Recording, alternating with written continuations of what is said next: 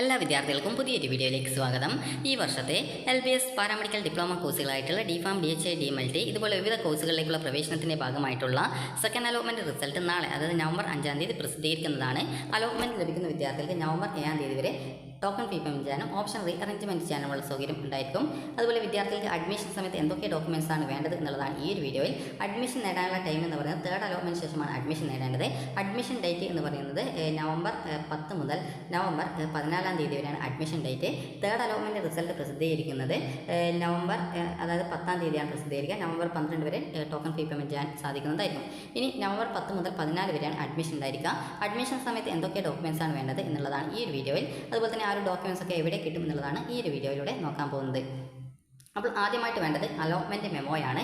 Allotment memo കിട്ടുക third allotment result വന്ന ശേഷം നിങ്ങൾക്ക് അലോട്ട്മെൻറ്റ് സ്റ്റാറ്റസ് പേജിൽ നിങ്ങൾക്ക് അവിടെ മെമ്മോ എന്ന് പറഞ്ഞുകൊണ്ട് അലോട്ട്മെൻറ്റ് മെമ്മോ വന്നിട്ടുണ്ടാവും. അപ്പോൾ അവിടെ ക്ലിക്ക് ചെയ്ത് നിങ്ങൾക്ക് നിങ്ങളുടെ അലോട്ട്മെൻറ്റ് മെമ്മോ ഡൗൺലോഡ് ചെയ്ത് എടുക്കാവുന്നതാണ്. അടുത്തത് രണ്ടാമത്തായിട്ട് വേണ്ടത് ഈ ഒരു ടോക്കൺ ഫീ പേയ്മെൻറ്റ് ചെയ്തതിൻ്റെ റെസിപ്റ്റാണ് ആവശ്യമായിട്ടുള്ളത്. ടോക്കൺ ഫീ പേയ്മെൻറ്റ് ചെയ്തതിൻ്റെ റെസിപ്റ്റ് ആവശ്യം, അത് നിങ്ങൾക്ക് നിങ്ങളുടെ ഈ ഒരു പ്രൊഫൈൽ പേജിൽ, അതായത് ആപ്ലിക്കേഷൻ സ്റ്റാറ്റസ് പേജിൽ അതായത് ലോഗിൻ ചെയ്ത് അവിടെ നിങ്ങൾക്ക് മുകളിലായിട്ട് ഇതേപോലെ 3 ലൈൻസ്, അതായത് മെനു ബാർ കാണാൻ പറ്റും. അതിലൊന്ന് ക്ലിക്ക് ചെയ്ത് കഴിഞ്ഞാൽ നിങ്ങൾക്ക് അവിടെ അലോട്ട്മെൻറ്റ്സ് എന്ന് പറഞ്ഞുകൊണ്ട് കാണാൻ പറ്റും. അതിൽ ക്ലിക്ക് ചെയ്ത് കഴിഞ്ഞാൽ നിങ്ങൾക്ക് പബ്ലിഷ്ഡ് അലോട്ട്മെൻറ്റ്സ് എന്നുള്ളൊരു ഓപ്ഷൻ ഉണ്ടാവും. അതുപോലെ പേയ്മെൻറ്റ്, അതായത് ഈ ഒരു ടോക്കൺ റെസിപ്റ്റ്, അതായത് അല്ലെങ്കിൽ ഫീ പേയ്മെൻറ്റ് റെസിപ്റ്റ് ഓപ്ഷൻ ഉണ്ടാവും. അതിൽ ക്ലിക്ക് ചെയ്ത് കഴിഞ്ഞാൽ നിങ്ങൾക്ക് നിങ്ങളുടെ റെസിപ്റ്റ് പേജിലേക്ക് പോകാവുന്നതും അവിടെ നിന്ന് നിങ്ങൾ ടോക്കൺ ഫീ പേയ്മെൻറ്റിൻ്റെ ആ ഒരു റെസിപ്റ്റ് നിങ്ങൾക്ക് ഡൗൺലോഡ് ചെയ്ത് എടുക്കാവുന്നതും ആണ്. ഇനി അടുത്തതായിട്ട് വിദ്യാർത്ഥികൾക്ക് വേണ്ടത് നിങ്ങളുടെ ഡേറ്റ് ഓഫ് ബർത്ത് തെളിയിക്കുന്നതിന് ആവശ്യമായിട്ടുള്ള ഡോക്യുമെൻ്റ് ആണ്. അതിനായിട്ട് നിങ്ങൾക്ക് SSLC അല്ലെങ്കിൽ ഇക്വലൻ്റ് ആയിട്ടുള്ള സർട്ടിഫിക്കറ്റ് നിങ്ങൾക്ക് ഉപയോഗിക്കാം. അതുപോലെ തന്നെ അടുത്തത് നിങ്ങളുടെ +2 സർട്ടിഫിക്കറ്റ് ആണ്. അടുത്തത് നിങ്ങൾക്ക് സ്പെഷ്യൽ റിസർവേഷൻ വല്ലതും ഉണ്ടെങ്കിൽ അതിന് വേണ്ടിയിട്ടുള്ള സർട്ടിഫിക്കറ്റ് ആണ്. സ്പെഷ്യൽ റിസർവേഷൻ അനുസരിച്ചുള്ള എന്തെങ്കിലും സർട്ടിഫിക്കറ്റ് ഉണ്ടെങ്കിൽ അത് ഉപയോഗിക്കാം. അതുപോലെ തന്നെ മെഡിക്കൽ സർട്ടിഫിക്കറ്റ് ഇതെല്ലാവർക്കും വേണ്ട. ഇത് PD കോട്ട, അതായത് പേഴ്സൺ വിത്ത് ഡിസബിലിറ്റീസ്, അതായത് അംഗവൈകല്യമുള്ള വിദ്യാർത്ഥികളുണ്ടാവും. അപ്പോൾ അങ്ങനെയുള്ള വിദ്യാർത്ഥികൾ ജില്ലാ മെഡിക്കൽ ബോർഡിൽ നിന്ന് 3 മാസം കാലാവധി കഴിയാതെ ഒരു മെഡിക്കൽ സർട്ടിഫിക്കറ്റ് ഹാജരാക്കണം. അതുപോലെ അത് PD കോട്ടയിലുള്ളവർക്കേ വേണ്ടൂ. അടുത്തതായിട്ട് കമ്മ്യൂണിറ്റി സർട്ടിഫിക്കറ്റ് ആണ്. ഇത് SC/ST വിദ്യാർത്ഥികളാണെങ്കിൽ കമ്മ്യൂണിറ്റി സർട്ടിഫിക്കറ്റ് അഡ്മിഷൻ സമയത്ത് ഹാജരാക്കേണ്ടതാണ്. അതുപോലെ തന്നെ ട്രാൻസ്ഫർ സർട്ടിഫിക്കറ്റ്, അതായത് TC ആണ്. TCയും അതുപോലെ സ്വഭാവ സർട്ടിഫിക്കറ്റുമാണ് വിദ്യാർത്ഥികൾ അടുത്തതായിട്ട് അഡ്മിഷന് വേണ്ടത്. അതുപോലെ നിങ്ങൾ ഏതെങ്കിലും ഡിപ്പാർട്ട്മെൻറ്റിൽ ജോലി ചെയ്യുന്നവർ ആണെങ്കിൽ അതിനിടയ്ക്ക് ഇവിടെ പഠിക്കാനായിട്ട് പോകുന്നതാണെങ്കിൽ ആ ഒരു ബന്ധപ്പെട്ട ഡിപ്പാർട്ട്മെൻറ്റിൽ നിന്നുള്ള റിലീവിംഗ് ഓർഡർ ആവശ്യമാണ്. അടുത്തത് കേരളത്തിന് പുറത്ത് +2 പഠിച്ചവരാണെങ്കിൽ മൈഗ്രേഷൻ സർട്ടിഫിക്കറ്റ് ആവശ്യമാണ്. അത് കേരളത്തിനകത്തുള്ള ബോർഡുകളിൽ പഠിച്ചവർക്ക് മൈഗ്രേഷൻ സർട്ടിഫിക്കറ്റ് ആവശ്യമില്ല. അതുപോലെ തന്നെ അടുത്തത് ഇൻകം സർട്ടിഫിക്കറ്റ് ആണ്. അത് നിങ്ങളുടെ ഇൻകം സർട്ടിഫിക്കറ്റ് ആണ് ആവശ്യമായിട്ടുള്ളത്. അത് നിങ്ങളുടെ പാരൻറ്റിൻ്റെ പേരിലാണ് ഉണ്ടാവും ഇൻകം സർട്ടിഫിക്കറ്റ്. അപ്പോൾ ആ ഒരു സർട്ടിഫിക്കറ്റ് ആണ് വേണ്ടത്. അടുത്തത് ഫിസിക്കൽ ഫിറ്റ്നസ് സർട്ടിഫിക്കറ്റ് ആണ്. ഇതിൻ്റെ ഫോമാറ്റും ഈ ഒരു വീഡിയോ ജസ്റ്റ് നിങ്ങൾക്ക് കാണിച്ചു തരാം. അതുപോലെ തന്നെ അതെങ്ങനെയാണെന്നുള്ള കാര്യം പറയാം. ഇനി അടുത്തതായിട്ടുള്ളത് ഹെപ്പറ്റൈറ്റിസ് ബിക്ക് എടുത്ത വാക്സിനേഷൻ സർട്ടിഫിക്കറ്റ് ആണ്. ഈ ഒരു സർട്ടിഫിക്കറ്റ് എന്ന് പറയുന്നത് എല്ലാ കോളേജിലും വാക്സിനേഷൻ നിർബന്ധമല്ല. അതുകൊണ്ട് തന്നെ അലോട്ട്മെൻറ്റ് കിട്ടിയ വിദ്യാർത്ഥികൾ, നിങ്ങൾക്ക് അലോട്ട്മെൻറ്റ് കിട്ടിയ കോളേജുകളിൽ അഡ്മിഷൻ സമയത്ത് ഈ ഒരു വാക്സിനേഷൻ, ഹെപ്പറ്റൈറ്റിസ് ബിക്ക് എടുത്ത വാക്സിനേഷൻ വേണോ എന്നുള്ള കാര്യം കൃത്യമായിട്ട് ചോദിച്ച് മനസ്സിലാക്കേണ്ടതാണ്. അതുപോലെ തന്നെ വേറെ എന്തെങ്കിലും ഡോക്യുമെൻറ്റ് നിങ്ങളോട് കൊണ്ടുവരാൻ പറഞ്ഞിട്ടുണ്ടെങ്കിൽ ആ ഡോക്യുമെൻറ്റ്സ്, അതായത് കോളേജിൽ നിന്ന് കൊണ്ടുവരാൻ പറഞ്ഞിട്ടുണ്ടെങ്കിൽ അതുകൂടിയാണ് എടുക്കേണ്ടതായിട്ടുള്ളത്. അതുപോലെ തന്നെ SC/BC OBC വിഭാഗം വിദ്യാർത്ഥികളാണെങ്കിൽ നോൺ ക്രിമിനൽ സർട്ടിഫിക്കറ്റ് എടുക്കേണ്ടതാണ്. അടുത്തത് EWS വിഭാഗം വിദ്യാർത്ഥികൾ EWS സർട്ടിഫിക്കറ്റും, SC/ST OEC വിഭാഗം വിദ്യാർത്ഥികളാണെങ്കിൽ വിദ്യാർത്ഥികൾ ഈ ഒരു നിങ്ങളുടെ കാസ്റ്റ് അല്ലെങ്കിൽ കമ്മ്യൂണിറ്റി സർട്ടിഫിക്കറ്റാണ് എടുക്കേണ്ടതായിട്ടുള്ളത്. ഇനി നമുക്ക് വിദ്യാർത്ഥികൾക്ക് ഈ ഒരു ഫിസിക്കൽ ഫിറ്റ്നസ് സർട്ടിഫിക്കറ്റിൻ്റെ ഫോമാറ്റ് നോക്കാം. അപ്പോൾ അടുത്തതായിട്ടുള്ളതാണ് ഫിസിക്കൽ ഫിറ്റ്നസ് സർട്ടിഫിക്കറ്റ് എന്ന് പറയുന്നത്. അപ്പോൾ ഈ ഫിസിക്കൽ ഫിറ്റ്നസ് സർട്ടിഫിക്കറ്റിൻ്റെ ഫോമാറ്റ് പേജ് 50, അതായത് 50-ാമത്തെ പേജിലാണ് കൊടുത്തിട്ടുള്ളത്. അപ്പോൾ ഈ ഫിസിക്കൽ ഫിറ്റ്നസ് സർട്ടിഫിക്കറ്റിൻ്റെ ഫോമാറ്റ് ഇവിടെ കൊടുത്തിട്ടുണ്ട്. അപ്പോൾ ഇതിൽ 2 ഫോം ഉണ്ട്. അപ്പോൾ ഈ ഒരു ഫോം ഞാൻ ഡൗൺലോഡ് ചെയ്യാനുള്ള ലിങ്ക് വീഡിയോയുടെ താഴെ ഡിസ്ക്രിപ്ഷനിൽ കൊടുത്തിട്ടുണ്ട്. ജസ്റ്റ് ഒന്ന് ആ ഒരു ലിങ്കിൽ ക്ലിക്ക് ചെയ്ത് നിങ്ങൾക്ക് ഒരു പേജിലേക്ക് പോകും. അതിൽ നിന്നും ഡൗൺലോഡ് ഓപ്ഷൻ ക്ലിക്ക് ചെയ്ത് കഴിഞ്ഞാൽ നിങ്ങൾക്ക് നിങ്ങളുടെ ഈ ഒരു ഫിസിക്കൽ ഫിറ്റ്നസ് സർട്ടിഫിക്കറ്റിൻ്റെ ഫോം മാത്രമായിട്ട് നിങ്ങൾക്ക് കിട്ടുന്നതാണ്. അപ്പോൾ അത് നിങ്ങൾ പ്രിൻ്റ് എടുത്താൽ മതി. പ്രിൻ്റ് എടുത്ത് കഴിഞ്ഞാൽ നിങ്ങൾക്ക് കൃത്യമായിട്ട് ഈ ഒരു ഫിസിക്കൽ ഫിറ്റ്നസ് സർട്ടിഫിക്കറ്റിൻ്റെ ആ ഒരു ഫോം നിങ്ങൾക്ക് പ്രിൻ്റ് എടുത്ത് കിട്ടുന്നതായിരിക്കും. അപ്പോൾ നമുക്ക് ഈ ഒരു ഫിസിക്കൽ ഫിറ്റ്നസ് സർട്ടിഫിക്കറ്റിൻ്റെ ഫോമാറ്റാണിത്. അപ്പോൾ നിങ്ങൾ ചെയ്യേണ്ടത് ഇത്ര മാത്രമാണ്. ഇത് പ്രിൻ്റ് എടുക്കുക. പ്രിൻ്റ് എടുത്ത് ഏതെങ്കിലും ഒരു ഹോസ്പിറ്റലിൽ പോവുക. ഹോസ്പിറ്റലിൽ പോയിട്ട് ഈ ഒരു നിങ്ങൾ ഈ ഒരു ഫിസിക്കൽ ഫിറ്റ്നസ് സർട്ടിഫിക്കറ്റിനാണെന്ന് പറഞ്ഞു കഴിഞ്ഞാൽ നിങ്ങളോട് ഹൈറ്റ്, വെയിറ്റ്, ചെസ്റ്റ്, വിഷൻ എന്നിങ്ങനെയുള്ള ഡീറ്റെയിൽസ് രേഖപ്പെടുത്തിയിട്ട് വരാൻ പറയും. അപ്പോൾ നിങ്ങൾക്ക് അതിനനുസരിച്ച് വിദ്യാർത്ഥികൾക്ക് ഇവിടെ കൃത്യമായിട്ട് ആ ഒരു കാര്യങ്ങൾ രേഖപ്പെടുത്തിയിട്ട് നിങ്ങൾക്ക് ഡോക്ടർ സിഗ്നേച്ചറും ഡോക്ടറുടെ പേരും ഡെസിഗ്നേഷൻ അതുപോലെ രജിസ്റ്റർ നമ്പർ എന്നിവയൊക്കെ ഇട്ടിട്ട് നിങ്ങൾക്ക് തരും. അതായത് ഇതിൽ ഫില്ല് ചെയ്യാനുള്ളത് ഇത്ര മാത്രമേ ഉള്ളൂ. ഒന്നാമത്തത് ഡോക്ടറുടെ പേര്, അത് നിങ്ങളല്ല ഫില്ല് ചെയ്യേണ്ടത്. ഇതൊക്കെ ഡോക്ടറാണ് ഈ ഒരു ഫോം ഫില്ല് ചെയ്യുക. അതുപോലെ ഇവിടെ നിങ്ങൾ ശ്രീ കുമാരി എന്നുള്ള ഭാഗത്ത് ഇവിടെ നിങ്ങളുടെ പേര് എഴുതും. അതിനുശേഷം ഇവിടെ നിങ്ങളുടെ ഹൈറ്റ്, വെയിറ്റ്, ചെസ്റ്റ്, വിഷൻ എന്നിങ്ങനെയുള്ള ഡീറ്റെയിൽസ് രേഖപ്പെടുത്തും. അതിൽ ഇവിടെ നിങ്ങളുടെ സിഗ്നേച്ചറുള്ള ഡോക്ടറുടെ സിഗ്നേച്ചർ, ഡോക്ടറുടെ പേര്, ഡോക്ടറുടെ സ്ഥാനം, അതായത് എന്ത് ഡോക്ടറാണെന്നാണ് അവിടെ രേഖപ്പെടുത്തുക. അതുപോലെ തന്നെ ഇവിടെ ഡോക്ടറുടെ രജിസ്ട്രേഷൻ നമ്പർ എന്താണ് അത് എഴുതും. അതിനുശേഷം പ്ലേസ്, ഡേറ്റ് എന്നിവ ഇട്ടിട്ട് നിങ്ങൾക്ക് ഇത് തരും. ഇത്ര മാത്രമാണ് ഈ ഫിസിക്കൽ ഫിറ്റ്നസ് സർട്ടിഫിക്കറ്റിൽ ഉള്ളത്.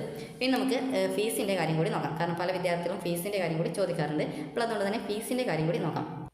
അപ്പോൾ ഫീസിൻ്റെ കാര്യം നോക്കുന്ന സമയത്ത് ഗവൺമെൻറ് കോളേജിലുള്ള ഫീസ് സ്ട്രക്ചർ ഈ ഒരു രീതിയിലാണ് വരിക. അതായത് നിങ്ങളിപ്പോൾ അഡ്മിഷൻ ഫീസ് എത്രയാണ്, അതുപോലെ registration fees, stationery fees, laboratory fees, library fees, miscellaneous, അതുപോലെ തന്നെ ഫീൽഡ് വിസിറ്റ്, അതിന് പ്രത്യേകിച്ച് ഫീസൊന്നും കാണുന്നില്ല.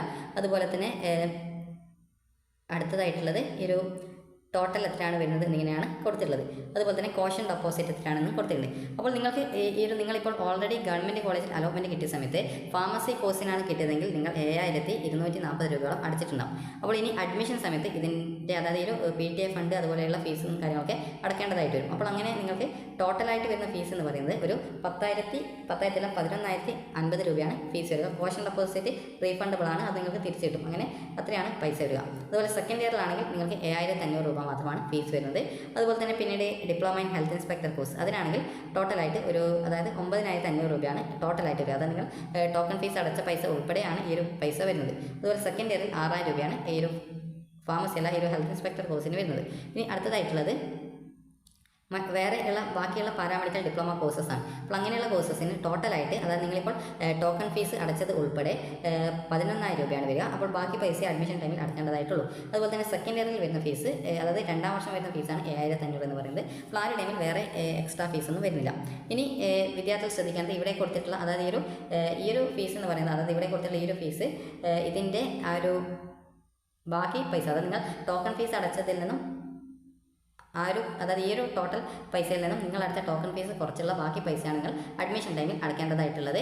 ഇനി അടുത്തതായിട്ടുള്ളത് ഇതിൻ്റെ കൂടെ PTA ഫണ്ട്, അതുപോലെ തന്നെ യൂണിഫോം, ബുക്ക്, ഹോസ്റ്റൽ എന്നിവയൊക്കെ വേറെ എക്സ്ട്രാ ആയിട്ട് വരുന്നതാണ്. അതുപോലെ തന്നെ ഇനി അടുത്തതായിട്ടുള്ളത് നിങ്ങൾക്ക് സെൽഫ് ഫിനാൻസ് കോളേജ് കിട്ടുകയാണെങ്കിലാണ് ഇത് ഗവൺമെൻറ് കോളേജിലെ ഫീസാണ്. ഇനി അടുത്തത് സെൽഫ് ഫിനാൻസ് ആണ്. സെൽഫ് ഫിനാൻസ് കോളേജ് ആണെങ്കിൽ നിങ്ങൾ ഓൾറെഡി ഇപ്പോൾ ഒരു 10,000 രൂപ ടോക്കൺ ഫീസ് അടച്ചിട്ടുണ്ടാവും. അതുപോലെ തന്നെ 100 രൂപ ടോക്കൺ ഫീസ് അടച്ച് അതായത് SC/ST OEC വിഭാഗം വിദ്യാർത്ഥികളുണ്ടാവും. അപ്പോൾ ഇങ്ങനെയുള്ള വിദ്യാർത്ഥികൾക്ക് സെൽഫ് ഫിനാൻസിലാണ് കിട്ടിയതെങ്കിൽ നിങ്ങൾക്ക് ഇപ്പോൾ DHI കോഴ്സ് അതുപോലെ തന്നെ DPharm കോഴ്സാണ് കിട്ടിയിട്ടുള്ളതെങ്കിൽ 40,000 രൂപയാണ് കോഴ്സ് ഫീസ് വരുന്നത്. അപ്പോൾ കോഴ്സ് ഫീസും കഴിച്ചിട്ട് ഏകദേശം ഒരു വിദ്യാർത്ഥികൾക്ക് ഈ ഒരു 10,000 രൂപ കൊടുത്ത ശേഷം ഏകദേശം ഒരു 33,000 രൂപ അതായത് ഏകദേശം നിങ്ങൾക്ക് ആ ഒരു രീതിയിലാണ് ഫീസ് വരിക. അപ്പോൾ ഈ ഒരു 40,000 രൂപയാണ് നിങ്ങൾക്ക് ടോട്ടലായിട്ട് DHI DPharm കോഴ്സിന് വരുന്ന ഫീസ് എന്ന് പറയുന്നത്. അതിൽ നിന്ന് 10,000 കുറച്ചിട്ട് ഏകദേശം ഒരു 30,000 വരും. 30,000-നോടൊപ്പം നിങ്ങൾ കോഷൻ ഡെപ്പോസിറ്റ് ആയിട്ട് ഏകദേശം ഒരു 2,000 ഒക്കെ അടക്കേണ്ടതായിട്ട് വരും. അപ്പോൾ ആ ഒരു പൈസയും ഉൾപ്പെടെ അതുപോലെ തന്നെ ഇതിൻ്റെ കൂടെ PTA fund, uniform, book, hostel ഇതിൻ്റെ കൂടി ഫീസ് നിങ്ങൾ അടക്കേണ്ടതായിട്ട് വരും. അപ്പോൾ അങ്ങനെ എല്ലാം കൂട്ടിയിട്ട് ഏകദേശം ചില കോളേജുകൾ ഹോസ്റ്റൽ ഫീസ് ഫസ്റ്റ് ഇയറിലേക്കുള്ള മുഴുവൻ ഹോസ്റ്റൽ ഫീസും ഒരുമിച്ച് വാങ്ങിക്കാറുണ്ട്. അപ്പോൾ അതുകൊണ്ട് തന്നെ നിങ്ങൾക്ക് ഏകദേശം ഒരു 40,000 രൂപേനെ അഡ്മിഷൻ ടൈമിൽ നിങ്ങൾക്ക് പ്രതീക്ഷിക്കാം. അതുപോലെ തന്നെ SC/ST OEC വിഭാഗം വിദ്യാർത്ഥികൾക്ക് സെൽഫ് ഫിനാൻസിങ് കിട്ടിയിട്ടുണ്ടെങ്കിൽ അങ്ങനെയുള്ള വിദ്യാർത്ഥികൾക്കും ഏകദേശം ഒരു 40,000-45,000 രൂപ അഡ്മിഷൻ ടൈമിൽ ഫീസ് ഇനത്തിൽ ആവശ്യമായിട്ട് വരുന്നതായിരിക്കും.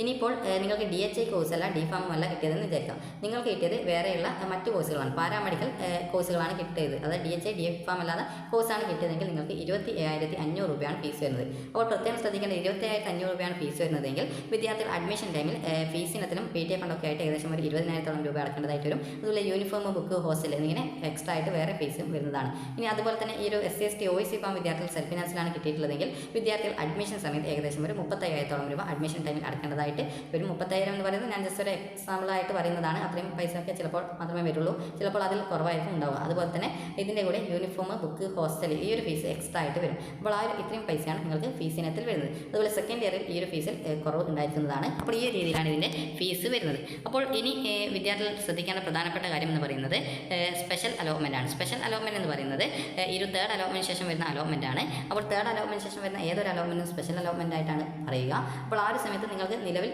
ഫസ്റ്റ് അലോട്ട്മെൻറ്റ് അതുപോലെ സെക്കൻഡ് അലോട്ട്മെൻറ്റ് തേർഡ് അലോട്ട്മെൻറ്റ് എന്നിങ്ങനെയുള്ള അലോട്ട്മെൻറ്റുകളിൽ വിദ്യാർത്ഥികൾക്ക് അഡ്മിഷൻ നേടിയതിന് ശേഷം വിദ്യാർത്ഥികൾക്ക് ഈ ഒരു കോളേജിൽ ജോയിൻ ചെയ്യുന്നതിനായിട്ട് വിദ്യാർത്ഥികൾക്ക് അവസരമുണ്ട്. അപ്പോൾ ആ ഒരു സമയത്ത് ജോയിൻ ചെയ്ത ഒരു വിദ്യാർത്ഥിയാണെങ്കിൽ പിന്നീട് ഒരു അലോട്ട്മെൻറ്റിൽ പങ്കെടുക്കണമെന്നുണ്ടെങ്കിൽ കോളേജിൽ നിന്ന് NOC, അതായത് എതിർപ്പില്ലാ രേഖ, അതായത് നിങ്ങൾക്ക് മറ്റ് അലോട്ട്മെൻറ്റിൽ പങ്കെടുത്ത് നിങ്ങൾക്ക് അലോട്ട്മെൻറ്റ് കിട്ടുകയാണെങ്കിൽ നിങ്ങളുടെ നിലവിലെ കോളേജിൽ നിന്നുള്ള ആ ഒരു ടോക്കൺ ഫീസല്ല, നിങ്ങൾ കോളേജിൽ അടച്ചിട്ടുള്ള ആ ഒരു ഫീസും അതുപോലെ സർട്ടിഫിക്കറ്റും നിങ്ങൾക്ക് തിരിച്ച് തരുമെന്ന് കോളേജ് നൽകുന്ന ഉറപ്പാണ്. അപ്പോൾ നിങ്ങൾ ഈ ഒരു തേർഡ് അലോട്ട്മെൻറ്റിന് ശേഷം അഡ്മിഷൻ നേടുന്ന വിദ്യാർത്ഥികൾ പിന്നീടുള്ള അലോട്ട്മെൻറ്റിൽ പങ്കെടുക്കണമെന്നുണ്ടെങ്കിൽ കോളേജിൽ നിന്നുള്ള NOC സർട്ടിഫിക്കറ്റ് ഹാജരാക്കണം. അതുപോലെ തന്നെ ഫസ്റ്റ്, സെക്കൻഡ്, തേർഡ് അലോട്ട്മെൻറ്റ് കിട്ടുകയും ടോക്കൺ ഫീസ് അടക്കാതെ വിദ്യാർത്ഥികളുണ്ടാവും. അതുപോലെ തേർഡ് അലോട്ട്മെൻറ്റിന് ശേഷം അഡ്മിഷൻ ഇഷ്ടപ്പെടാതെ കോഴ്സ് കോളേജ് കിട്ടിയതുകൊണ്ട് അഡ്മിഷൻ നേടാത്ത വിദ്യാർത്ഥികളുണ്ടാവും. അങ്ങനെയുള്ള വിദ്യാർത്ഥികൾക്കും അതുപോലെ അതുവരെ അലോട്ട്മെൻ്റ് ഒന്നും കിട്ടാത്ത വിദ്യാർത്ഥികൾ, അതുപോലെ ഓപ്ഷൻ രജിസ്ട്രേഷൻ ചെയ്യാൻ പറ്റാതിരുന്ന വിദ്യാർത്ഥികൾ എന്നിവർക്കും സ്പെഷ്യൽ അലോട്ട്മെൻറ്റിൽ പങ്കെടുത്ത്, അതായത് ആ ഒരു വിദ്യാർത്ഥികൾക്ക് NOC വേണ്ട, അങ്ങനെയുള്ള വിദ്യാർത്ഥികൾക്കും പങ്കെടുത്ത് അതിൽ അലോട്ട്മെൻറ്റ് കിട്ടുകയാണെങ്കിൽ കോളേജിൽ ജോയിൻ ചെയ്യാൻ പറ്റുന്നതാണ്. അപ്പോൾ ഈ രീതിയിലാണ് ഇതിൻ്റെ ആ ഒരു പ്രോസസ്സ് എന്ന് പറയുന്നത്. പ്രത്യേകം ശ്രദ്ധിക്കേണ്ടത്, ഇതിന് ശേഷം വരുന്ന സ്പെഷ്യൽ അലോട്ട്മെൻറ്റ് എന്ന് പറയുന്നത് ഓരോ സ്പെഷ്യൽ അലോട്ട്മെൻറ്റിനും വിദ്യാർത്ഥികൾ സെപ്പറേറ്റ് ആയിട്ട് തന്നെ ഓപ്ഷൻ രജിസ്ട്രേഷൻ ചെയ്യേണ്ടതായിട്ടുണ്ട്. അപ്പോൾ വിദ്യാർത്ഥികൾക്ക് ഓരോ സ്പെഷ്യൽ അലോട്ട്മെൻറ്റ് വന്ന ശേഷം കോളേജിൽ ജോയിൻ ചെയ്യാനും സമയം ഓരോ അലോട്ട്മെൻറ്റ് ഘട്ടങ്ങളിലും സ്പെഷ്യൽ അലോട്ട്മെൻറ്റ് ഘട്ടത്തിൽ ഉണ്ടായിരിക്കും. അപ്പോൾ ആ ഒരു സമയത്ത് കൃത്യമായിട്ടുള്ള ഡീറ്റെയിൽസ് നിങ്ങളെ അറിയിക്കുന്നതാണ്. അപ്പോൾ നിങ്ങൾക്ക് ഈ വീഡിയോ ഉപകാരപ്രദമായിട്ടുണ്ടെങ്കിൽ ലൈക്ക് ചെയ്യുക, ഷെയർ ചെയ്യുക. Thank you for